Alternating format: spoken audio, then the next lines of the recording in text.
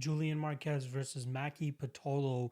We got minus 165 on Julian Marquez and plus 145 on Coconut Bombs, Maki Pitolo. Let's start off with Julian Marquez, who opened as a minus 185 favorite, and for some reason, right off the bat, seemed to be a foregone conclusion in terms of a solid parlay place, or as some people like to call it, a lock of the night play. And I do not agree with that.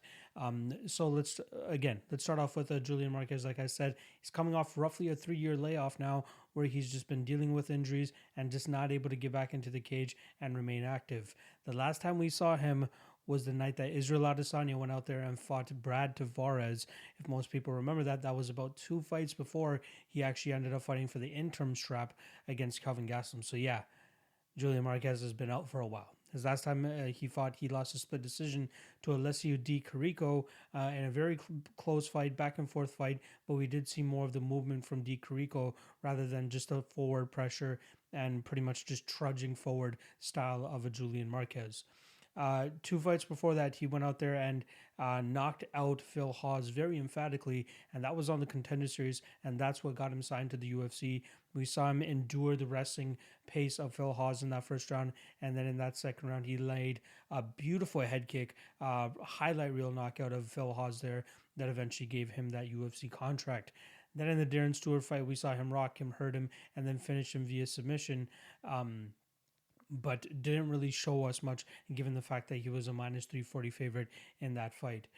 Going into the Di Chirico fight, he was a minus 135 favorite, but again, very, very close fight. Could have gone either way, but I felt like Di Chirico was the one kind of moving better and getting off the better shots for sure. Now, in this fight against Maki Pitolo, I feel like Marquez is going to be at a slight technical disadvantage, as I do believe that Pitolo has a better striking, and I do think he has some solid movement that could potentially cause Julian Marquez some issues here. Pitolo will be dealing with a 4-inch height disadvantage as well as a 3-inch reach advantage. So I'm interested to see how that plays out in terms of when these guys are in the striking exchanges. I highly doubt that this fight is going to take place in the grappling or the jiu-jitsu realms unless Julian Marquez feels like he's falling behind a little bit and wants to use his size and start imposing on Maki Pitolo. If most people remember, Julian Marquez was actually supposed to fight Saparbeg Safarov back in November. Safarov botches his weight cut, and Julian Marquez is forced to sit on the shelf a little bit longer. Now, I don't really know how much that's going to affect him in terms of being off for 3 years, but it can't really be a good thing. I mean, we have Macy Barber fighting later on in this card, who's been off for close to a year, but she's fighting a very high-level woman in Alexa Grasso, who should be able to cause her some issues. Now, here with the Julian Marquez and Maki Pitolo side, I feel like the technical aspects of Maki Pitolo's game will cause Julian Marquez some issues, especially considering that Marquez's style is just predicated on moving forward and trying to land his big shots. He has some decent jiu-jitsu, and we've seen some good things out of him from the scrambling side of things, but that's when that's when his opponent is the one implementing and initiating those grappling sequences. More often than not, it seems like Marquez is just happy to go out there and throw some hands, throw some bombs, throw some head kicks as well too, and hope for the best. But I think he's going to be outgunned here against Maki Pitolo, who shows much better hands and much better skills in that sense.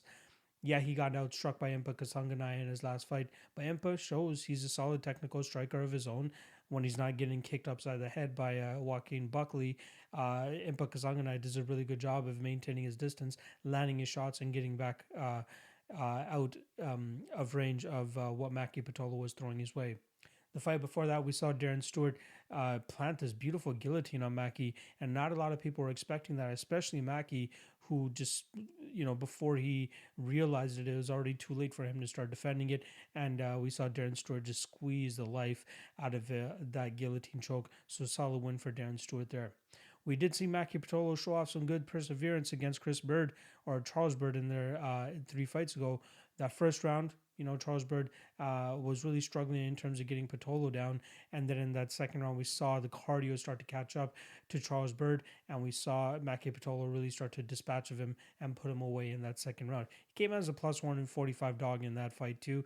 And I think that was a huge indication due to his last fight before that, where he stepped in against Callan Porter as a minus 400 favorite and still came out on the losing end. His cardio really seemed to catch up to him there, and that was a fight that also was contested at 170 pounds.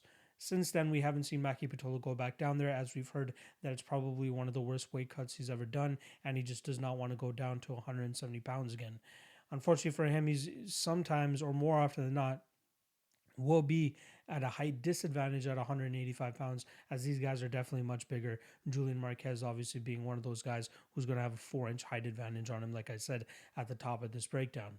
So I still think that there's upside in Maki Pitolo's UFC career. A lot of people wanted to write him off after the Impa Kasanganay fight, but I think he still has a lot to offer to the UFC and this middleweight division. And I think a fight against Julian Marquez will help him get back onto the winning track. I like him as the underdog here, but something is just in the back of my head in terms of not really pulling the trigger on Maki. But I do think that he could go out there and get a decision victory, pretty much just outstriking Julian Marquez for the majority of that. For the majority of the 15 minutes. I don't think he's going to knock out Marquez, who has shown a very durable chin throughout his 9-fight pro MMA career. But Maki, again, I said he has very solid hands, very good hand speed, decent striking defense. But I'm interested to see how he closes that distance that he's going to have to cover when he's fighting a guy like Julian Marquez.